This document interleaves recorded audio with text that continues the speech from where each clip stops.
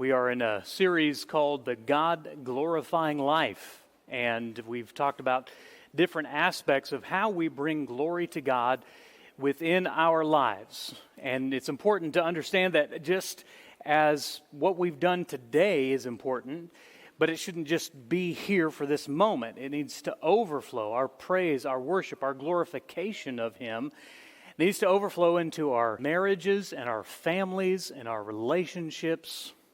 And today is going to be a tough one because I'm going to talk to you about your entertainment. You say, well, man, come on. What is the problem with entertainment? Do preachers have any fun? We do not. This is a tough one because we enjoy the things that we enjoy. And you probably heard that old adage that when someone says they like something and you say you don't like something, it doesn't make them like that something less. It just makes them like you less. So today, there is a possibility that I may mention some things that you like. And I want you to know that as we talk about entertainment, I'm not trying to hold you to Toby's standard of entertainment. But I do want to address this because we are an entertained culture. Part of what makes it so easy and so comfortable is that we have so many options for entertainment. Make a mental count how many streaming services you currently subscribe to. We have so much entertainment, and it's so available to us, right? We have so many options available to us that sometimes it's hard to recognize just how much of an impact it has. Now, God never says, there's not a command in Scripture where He says, thou shalt never have fun. Thou shalt not enjoy thy days. That's not in there. Enjoying life is not a sin. In fact, more than that, life is a gift from God. And I would make the case that life is meant to be enjoyed. But just because you're enjoying yourself, you're relaxing, doesn't mean you should relax your standards. And this is where entertainment gets us in trouble. I want you to think for just a moment about the word amusement, which is usually what's happening when you're being entertained. The word muse, which is part of the word amusement, means to think deeply. So when you're being amused, you're doing something that requires you not to think deeply. And you think about it, that's probably how you think about your entertainment. You want something, especially after a long day of work or a long day with the kids, you just want to relax, unwind, disconnect your brain, and be entertained. To do what is amusing to you. So, amusement is mindless entertainment. When you go to an amusement park, you don't usually go there to think deeply about the issues of life, do you? You go to amusement parks to be entertained. Well, our amusement takes lots of forms. As I said, we're permeated in a world of amusement and entertainment. TV and streaming and movies and iDevices and video games and YouTube and music and podcasts and audiobooks and regular books and on and on and on. But just because our entertainment is mindless at times doesn't mean it's neutral. And that's one thing I want you to hear today, that there is a way in which the enemy can use entertainment to truly poison your soul. And whether you agree with it or not, entertainment shapes who you are. It shapes your thinking, it shapes your desires, it shapes your conscience, it shapes your habits. And so, the question I want you to entertain is this: does your entertainment glorify God? That's really the key question with all of these things. And as we think about our own entertainment, whether you watch it or read it or listen to it, whether you're watching movies or streaming shows or reading books or listening to podcasts or music or watching a football game, the question is, does that glorify God? Not only what you're partaking, but how you're partaking of it. 1 Corinthians 10:31 reminds us, so whether you eat or drink or whatever you do, do it all to the glory of God. Do it all to the glory of God. So may we give consideration to our entertainment. And this morning I thought, how do I do this? Because the challenge with this topic is that I can't point to you a book, chapter, and verse that gives you a list of the things you should read and watch and scroll and listen to. The Bible doesn't work like that. So this is one of those where the Bible gives you principles to think about. And so along those lines, I want to give you 5 questions to entertain as you consider the subject of your entertainment. Number 1, does this celebrate sin and darkness? Okay. There are all sorts of things that we would never do. Maybe we think, I would never use foul language. I would never commit fornication. I would never get drunk. I would never murder someone. And yet, it's very easy under the umbrella of entertainment to let those things into your soul anyway. There's an interesting verse in Romans chapter 1 where Paul is listing with great specificity all of the ungodliness that inculcates a culture when it drifts away from God. And at the very end of Romans chapter 1, Paul adds this in addition to his list in Romans chapter 1, verse 32. This is one you want to think about. Though they know God's righteous decree. In other words, these are people who really fill out the outline. These are people who come 3 times a week. These are people who read their Bible every day. They know God's righteous decree that those who practice such things deserve to die. They not only do them, but give approval to those who practice them. See, that's where entertainment can get us. That's where it's tricky. You see, there was a news story, in fact, this past week about Netflix. In their children's programming, they had a very specific, pointed aim with transgender ideology. They're aiming for your children. You say, well, I don't support such behavior. Well, if you subscribe to Netflix, you kind of do. By $11 or $12 or $15 or $18 a month. See, you all just got real quiet. We understand that. We understand that if we're taking the dollars that God's given us and supporting godless things, that somewhere we got to ask ourselves some questions about our entertainment. Does this celebrate sin and darkness? You know, the prophet Isaiah said, woe to those who call evil good and good evil, who put darkness for light and light for darkness. Okay, he spells out the problem.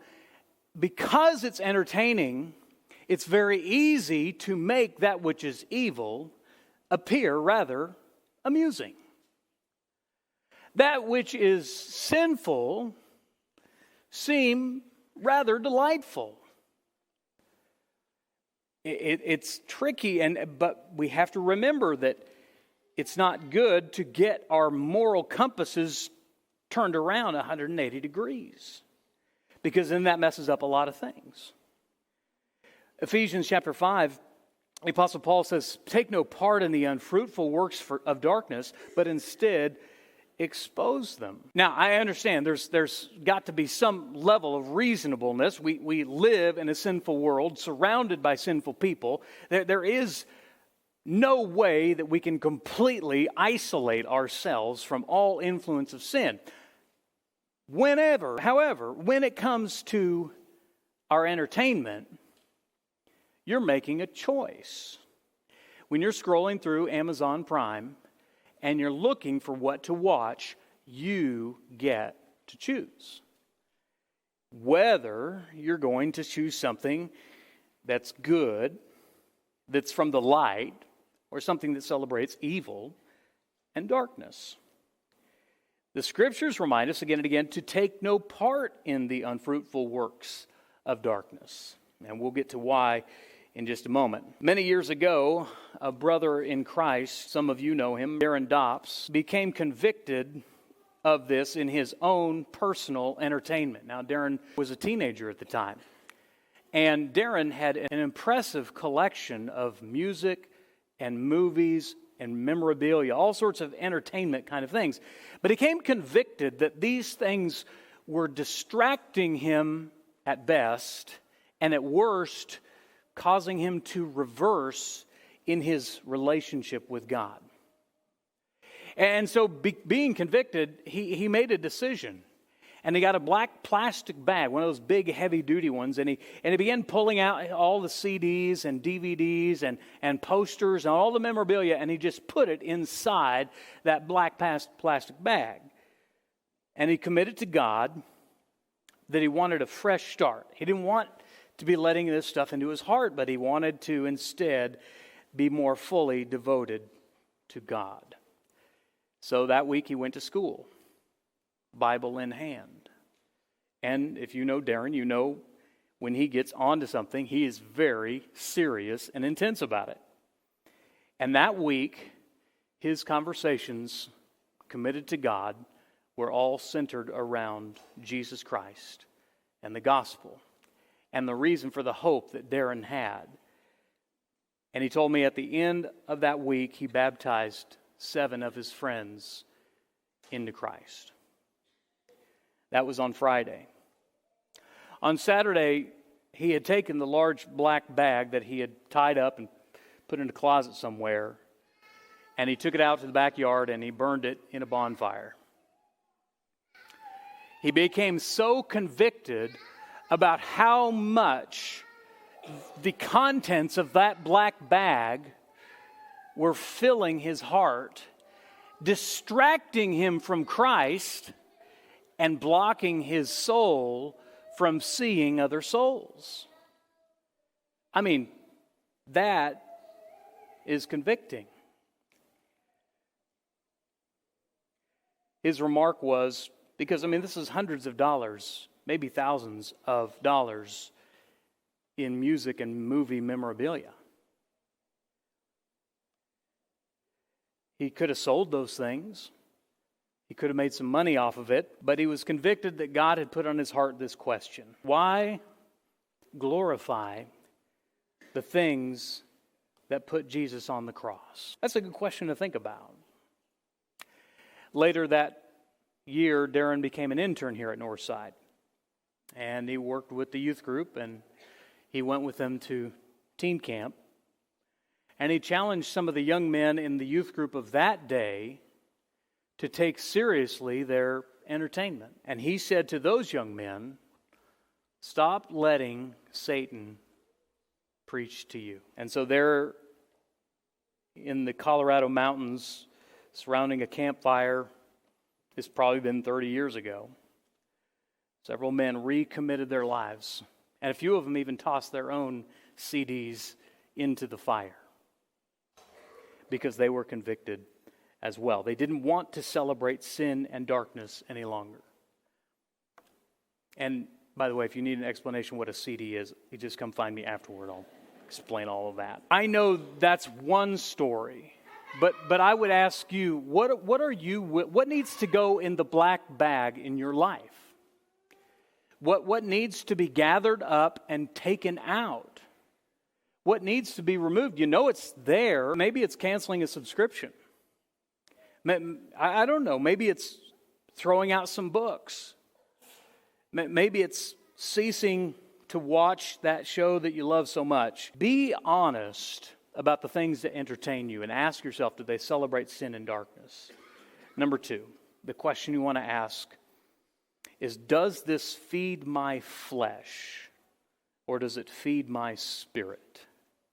Does it feed my flesh or does it feed my spirit? Romans chapter 8, verses 5 and 6 says, "For those who live according to the flesh set their mind on the things of the flesh, but those who live according to the Spirit set their mind on the things of the Spirit. For to set the mind on the flesh is death, but to set the mind on the Spirit is life and peace." Your mind is more powerful than you really know. I don't know why it came across my phone, but there was the song by a rapper by the name of Vanilla Ice. And it starts with the words, "All right, stop." And I could complete the entire song 30 years later. Now, that was not useful. It was not helpful. I wasted a lot of brain cells that I could have devoted to other things.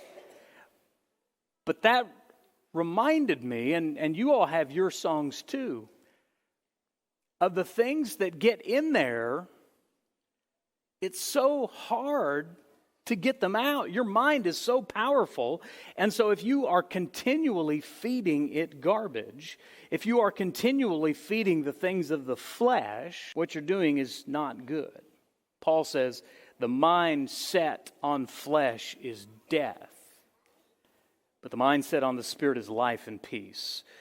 The one you feed is always the one that gets stronger. Which one has greater influence in your life? The flesh or the Spirit? Well, it really is which one you feed. Is your spirit being fed?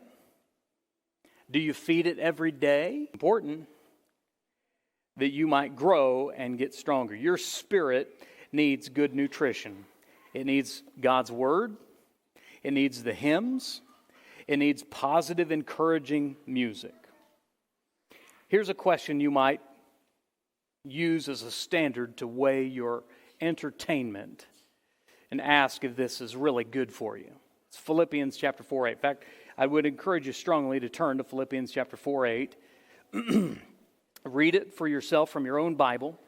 If you don't have a Bible, grab a pew Bible and read these words and let them sink in. Finally, brothers, whatever is true, whatever is honorable, whatever is just, whatever is pure, whatever is lovely, whatever is commendable, if there is any excellence, if there is anything worthy of praise, think about these things. Can I ask you rhetorically, this past week, as you think about the things that you watched and read and listened to and looked at and observed and allowed into your soul, was it the things that are true and honorable and just and pure and lovely and commendable and excellent and worthy of praise? That's what we need to feed our souls.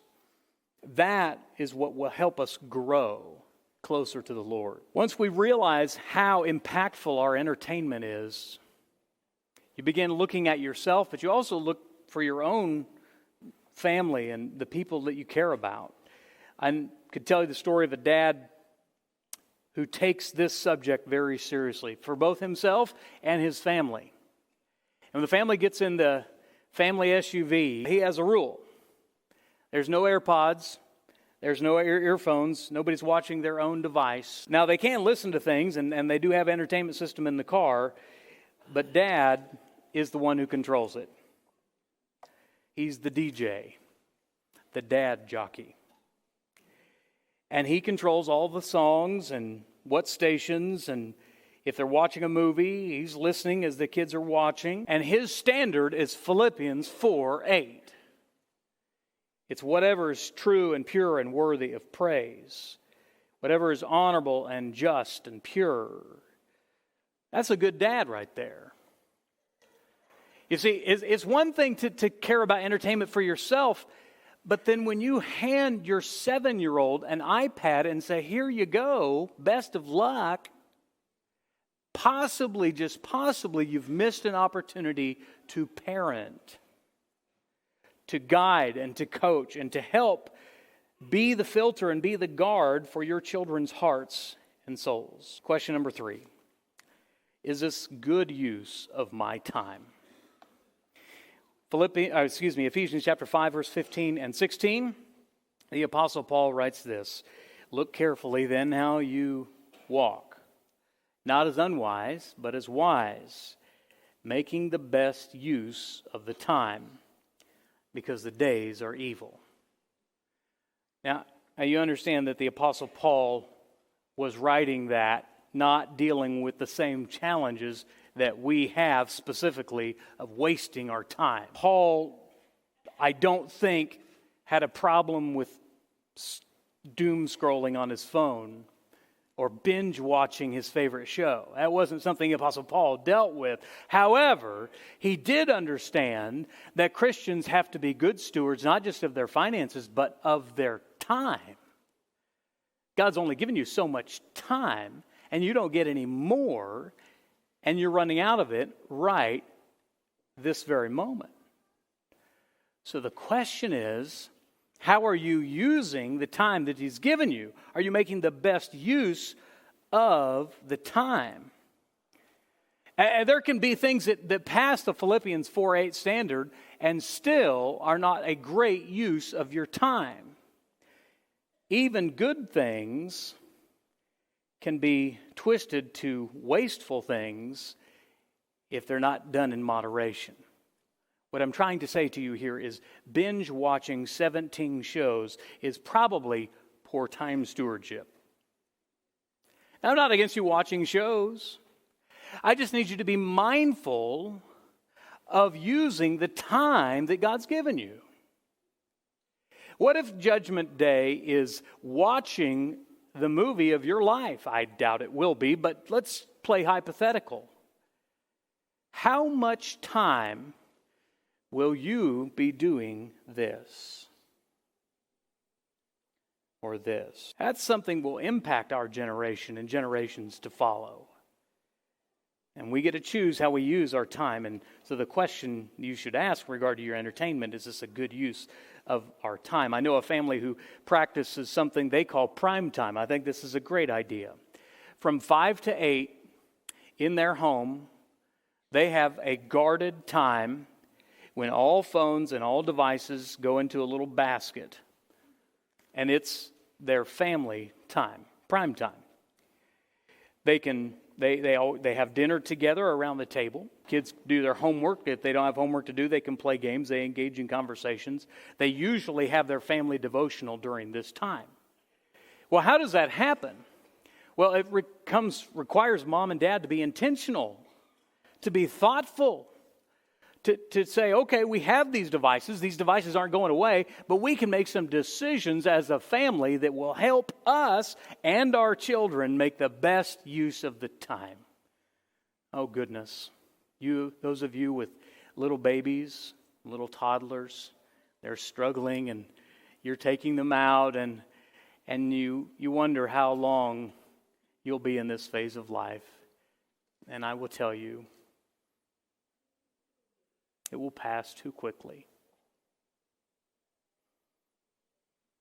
And I hope you'll make the best use of it while you have it and not give it to your device. You will always have your devices. You will not always have your children while they're little. Fourth question, does this help my walk with Christ? The Apostle Peter said, but as He who called you is holy, you also be holy in all your conduct, since it is written, you shall be holy, for I am holy. We're told in Colossians to set your mind on things above, not on things that are on earth. We're told to be holy because Christ who called us is holy. And specifically, Peter says here, be holy in all your conduct. Your public conduct, your private conduct, your conduct at work, your conduct with your family, your conduct on be holy in all your conduct. Years ago, I had a professor. He took the subject of holiness very seriously. At that time, the movie Forrest Gump had come out in theaters. He told us that he had never finished the movie Forrest Gump. It wasn't that they didn't want to see it. He took his wife on a date night. They went to the movie and they got their tickets and they got their popcorn and their drinks and they went in and they found good seats and they began to watch a movie, which seemed to be pretty good at first. And then they got to this scene. And if you've seen the movie, you know the scene. There's Forrest Gump and there's his drill sergeant yelling at Forrest. But he doesn't just yell. He blasphemes the name of God. Intentionally, purposely, gratuitously, repeatedly. Now you understand it wasn't just the drill sergeant, the actor who played the drill sergeant. There was a writer who intentionally blasphemed the name of God again and again and again and again. But as he who called you is holy, you also be holy in all your conduct. My professor and his wife looked at one another after the very first time, looked at each other, gave a knowing nod. They picked up their drinks and their popcorn and they quietly left the movie.